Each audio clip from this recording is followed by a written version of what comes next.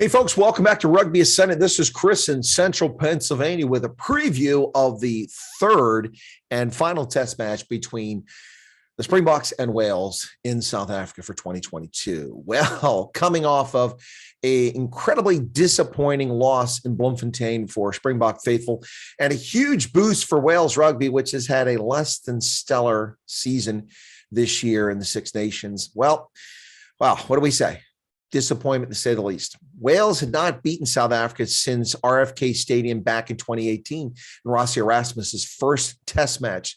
Well, that is until their July 9th win last weekend in Bloemfontein. This was just their seventh win all time against South Africa, and no doubt a shocking result for the home crowd in Bloemfontein in the City of Roses, especially given that the Springboks dominated on the field. Unfortunately, that dominance didn't turn into points. Despite that, South Africa led 12-3 with just around 10 minutes left to go in the game when a loss of discipline by the Boks resulted in Wales getting a converted try and then a penalty to win the game. Well, the consequence of this was South Africa lost its top spot in the World Rugby rankings. They were number one, and they dropped to number 3. France claimed its first ever top spot in the history of World Rugby rankings. Ever since it was the International Rugby Board, the IRB, we have not seen France ranked number 1. Well, they are ranked number 1 now, with Ireland number 2 after their victory over New Zealand last week. Now, after last week's game, there was lots of talk about the 14 lineup changes and this being a B team and an insult to Wales. Well, that's nonsense, particularly in light of the fact that Wales won the game. So can Wales only win against the B side? First off, that's nonsense talk. Former World Rugby Player of the Year Pieter-Steph du Toit was in the lineup for the first time in ages after recovering from shoulder surgery and went the full 80 minutes. We also saw at least 6 or 8 Springboks Rugby World Cup winners in the lineup and URC championship players from both the Stormers and the Bulls. This is hardly a B lineup. The bottom line is that team simply didn't get it done. They didn't score. They didn't cross the try line once, despite multiple opportunities. And that's the problem. Well, after 6 decades, 58 years, and 12 matches of being winless in South Africa and coming up dry, Wales finally popped that champagne cork in Bloemfontein. Now they come back down to more familiar turf at sea level. Of course, Cardiff is also at sea level in Cape Town, in the mother city, after playing in the high veld. And frankly, South Africa is lucky to have one victory. They could have lost both of these games. Very fortunate that Dan Biggar missed the conversion on a try late in the first game at Loftus Versfeld, and then Damian Willemse put it across, and South Africa won that game at the buzzer. Otherwise, it'd be 0-2, and South Africa would be in complete disarray. Now, many rugby observers have been caught off guard, assuming that Wales would be the lambs led to slaughter after their abysmal Six Nations tour, where they finished 5th and lost to perennial wooden spoon Italy this season. The Boks, who were widely tipped to seal an easy 3-0 series win in this, well, I too predicted South Africa could win all 3 on the trot. But as I suggested, the Boks cannot pussyfoot around, as they are wont to do far too often. Step on the neck and keep running, or risk letting the wounded hang around too long and get confident. And that's exactly what happened with Wales.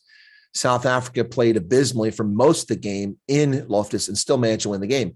With a brand new, completely revamped 14 changes to the 15-player lineup for starters, they played much better on the pitch, yet didn't translate that into points.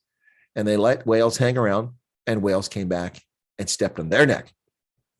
As I said, Wales nearly pulled this all off at Loftus, and they did so in Bloemfontein. Will they do it again at the HL Stadium?